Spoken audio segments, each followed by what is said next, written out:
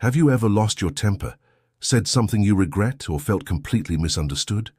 We've all been there. But some people seem to handle emotions differently. They stay calm under pressure, they listen instead of argue, and they make others feel understood. That's not luck. That's emotional intelligence, and once you master it, your relationships, your mindset, and even your success will never be the same again. So, what exactly is emotional intelligence, or EQ? It's the ability to recognize, understand, and manage your own emotions, while also understanding and influencing the emotions of others. Now, this isn't about being emotionless or suppressing what you feel. Quite the opposite. It's about being emotionally aware. Imagine two people stuck in the exact same stressful situation. One person reacts instantly with anger and panic, maybe shouting or making impulsive choices. The other person pauses, takes a deep breath, and responds calmly, thinking through the next step. It's the same problem, but a completely different intelligence at play. One is a slave to their emotions, the other is the master. Most of us were taught to chase a high IQ, to be book smart. But modern research and countless real-world examples show that emotional intelligence is what truly sets successful and fulfilled people apart. It's the secret ingredient that helps leaders inspire their teams to achieve the impossible, that helps friends resolve painful conflicts without damaging their bond, and that helps partners stay deeply connected even when life gets tough. Think about it. A high IQ might get you the job interview. It might open the door. But it's your EQ that keeps that door open. It's your ability to collaborate, communicate, and navigate the complex world of human connection that truly determines your long-term success. Why? Because emotions shape everything: our decisions, our relationships, and ultimately our happiness. Let's break emotional intelligence down into 5 powerful, concrete skills that you can start practicing today. The first, and most important, is self-awareness. This is the bedrock, the foundation of it all. It's the simple yet profound act of being aware of what you're feeling, and more importantly, why you're feeling it. Instead of just getting swept away by an emotion, you start to ask yourself questions. Why did that comment make me so angry? What fear or insecurity is lurking behind this reaction? The moment you can name and understand your emotions, they stop controlling you. You go from being a passenger on an emotional roller coaster to being the one operating the controls. It's the first step to reclaiming your power. Next up is self-regulation. Being emotionally intelligent doesn't mean you'll never get upset or feel frustrated again. That's not realistic. It means you don't let those emotions hijack your brain and make your decisions for you. This is where the power of the pause comes in. When you feel triggered, that flash of anger, that surge of anxiety, you learn to stop, just for a second. Take a deep breath. This small gap between the trigger and your action is where your power lies. In that space, you can choose how to proceed. You can respond with intention instead of reacting on impulse. You'll be absolutely amazed at how many arguments and conflicts simply evaporate when you choose calm over chaos. It's a simple technique, but it's a game changer. The third pillar is motivation. Emotionally intelligent people have a different kind of drive. They aren't primarily fueled by external validation, things like praise, money, or status. Their motivation comes from within.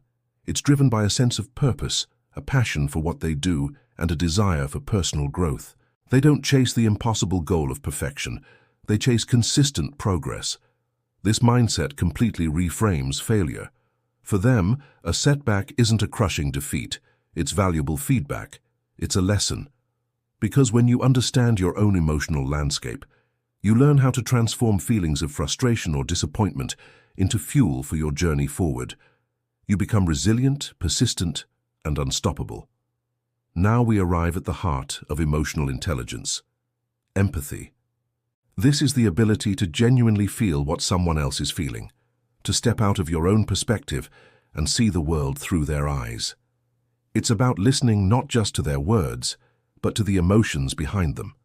So often, when someone we care about is upset, our first instinct is to jump in with advice and try to fix their problem. But empathy teaches us that sometimes people don't need a solution. They just need to be heard. They need to feel understood. A simple phrase like, "I understand why you feel that way," or "you're not alone in this," can offer more healing and connection than any piece of advice ever could. That small act of empathy builds bridges of trust and compassion. The fifth and final pillar is social skills. This ties everything together. Great communication isn't about having a huge vocabulary or talking a lot. It's about connecting with people on a human level. Emotionally intelligent individuals listen to understand, not just to wait for their turn to speak. They pay attention to the subtle cues, the tone of voice, the body language, the flicker of emotion in someone's eyes. They have a sixth sense for social dynamics. They know when to speak up and when silence will say more. These are the people everyone instinctively trusts and wants to be around. They're the glue in a team and the rock in a friendship, because they don't just talk smart, they feel smart. So how do you actually start building this life-changing skill? It's more practical than you think. Here are 4 simple habits to start today. First, journal your emotions.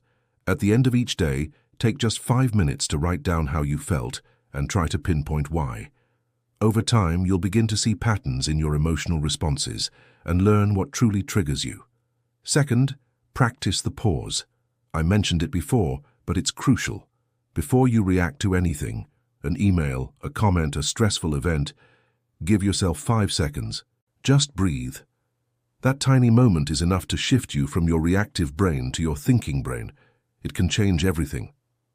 Third, start asking more questions.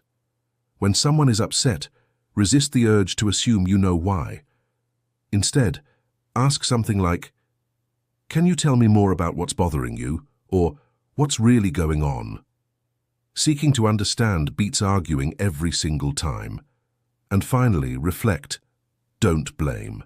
Instead of thinking, "They made me so angry," try reframing it as, "I allowed myself to get angry in that situation." This isn't about blaming yourself. It's about taking ownership of your emotional world. This simple shift in perspective puts you back in the driver's seat. When you truly master emotional intelligence, you stop being a prisoner of your own moods. You find a new sense of freedom. You become the person who remains calm in the middle of chaos, the person who shows kindness in the face of conflict, and the one who makes wise, considered decisions. It doesn't just make you smarter with your emotions. It makes you a stronger, more centered, and more effective human being. Because in a world that is getting louder and more chaotic every day, the emotionally intelligent stand out, not by shouting louder than everyone else, but by listening deeper. So if you want better relationships, less stress, and a deeper sense of inner peace, the journey starts by looking inward.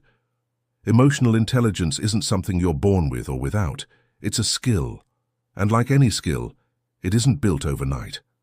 It's a lifelong practice of awareness, empathy, and growth. But the wonderful thing is, you can start right now. The best time to begin was yesterday. The next best time is right now. Master your emotions. Master your life. Thank you for watching. If this resonated with you, please consider liking the video and subscribing for more content on mastering your mindset. See you next time.